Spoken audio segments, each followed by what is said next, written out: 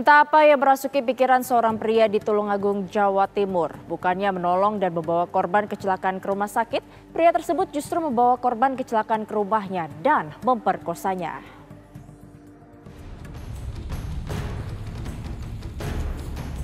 Seorang pria berinisial ADB warga desa Panjerejo, Kecamatan Rejotangan, Kabupaten Tulungagung, Jawa Timur, tega memperkosa teman wanitanya yang dalam kondisi tak sadarkan diri usai kecelakaan saat berboncengan. Pria 26 tahun tersebut tidak langsung membawa korban ke rumah sakit, namun korban justru dibawa pulang ke rumah tersangka. Usai memperkosa korban kecelakaan, tersangka tidak juga membawa korban ke rumah sakit, namun justru pergi ke bengkel untuk memperbaiki motor. Tersangka baru membawa korban ke rumah sakit sepulang dari bengkel. Namun karena terlambat mendapatkan pertolongan medis, korban meninggal dunia di rumah sakit. Terjadi perbuatan senonoh atau persetubuhan terhadap korban. Jadi korban tidak melakukan pertolongan medis untuk membawa ke rumah sakit, malah terjadi perbuatan persetubuhan. Dari keterangan petugas, sebelum kecelakaan tersangka dan korban baru pulang dari tempat karaoke. Saat di perjalanan, tersangka mengaku tersenggol truk dan terjatuh bersama korban. Akibat perbuatannya, tersangka kini mendekam di penjara. Dari Tulungagung, Jawa Timur, Aris Sutikno, TV One mengabarkan. Untuk mengetahui informasi terkini, kita sudah terhubung dengan Kadit Perlindungan Perempuan dan Anak Polres Tulungagung, Jawa Timur, Ibtu Retno Pujiarsi. Selamat siang, Ibu Retno. Ini bagaimana sebetulnya kronologi kejadian tersebut? Selamat siang, Mbak Yohana. Selamat siang kepada pemirsa TV One. Jadi kronologisnya awal mula tersangka itu bersama teman-temannya melakukan pesta minuman beralkohol di rumahnya tersangka. Itu kejadiannya hari Senin, hari Minggu malam jam 23. Selanjutnya setelah pesta minuman beralkohol, tersangka berganti tempat di tempat kafe tempat korban itu bekerja.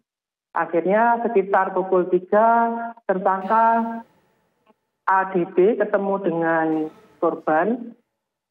Selanjutnya tersangka mengajak korban untuk mencari makan keluar. Akhirnya berboncenganlah mereka berdua keliling-keliling ke daerah kota.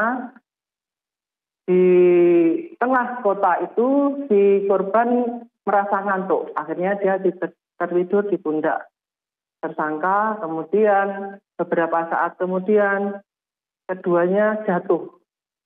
Menurut keterangan dari tersangka, dia diserempet oleh kendaraan truk. Setelah jatuh, keduanya akhirnya korban dinaikkan naik kendaraan sepeda motor untuk dibawa pulang. Di tengah-tengah karena posisi korban sudah dalam keadaan pingsan, tersangka ketemu dengan seseorang yang berada di pinggir jalan untuk membantu memegangi si korban yang dalam kondisi pingsan itu.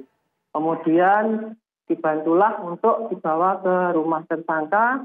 Setelah masuk ke dalam kamar, oleh tersangka langsung kemudian timbullah niat dari tersangka untuk mencabuli maupun menyetubuhi. Kemudian terjadilah perbuatan cabul dan persetubuhan itu.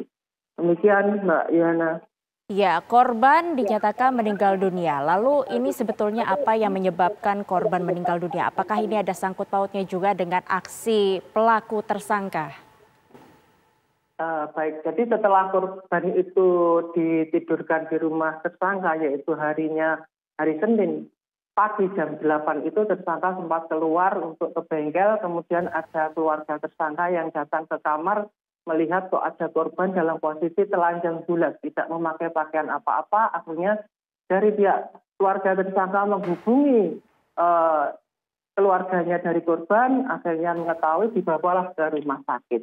Dari rumah sakit mendapatkan perawatan, akhirnya hari Selasa pagi, tanggal 16 Agustus, pukul 7.35 korban dinyatakan meninggal.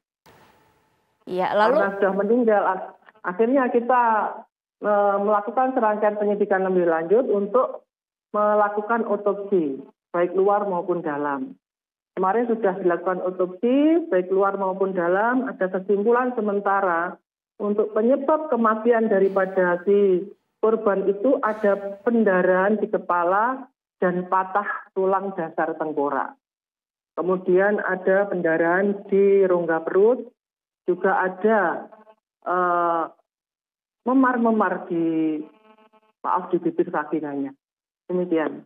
Ya, lalu untuk tersangka, apa hukuman yang dijerat oleh tersangka? Karena apakah mungkin ini sebelumnya sempat terjadi mungkin aksi percobaan pembunuhan sebelumnya di dalam rumah agar korban ini tidak mengadu begitu atau seperti apa, Ibu Retno? Baik, Yana. Ini tersangka sama korban itu sebenarnya sudah kenal, sudah pernah bertemu. Dari keterangan daripada tersangka, dia tidak ada niat untuk melakukan pembunuhan, cuma dia karena ingin ada nafsunya untuk ingin menyetubuhi si korban itu. Oke, baik. Terima kasih Ibu Retno atas informasinya.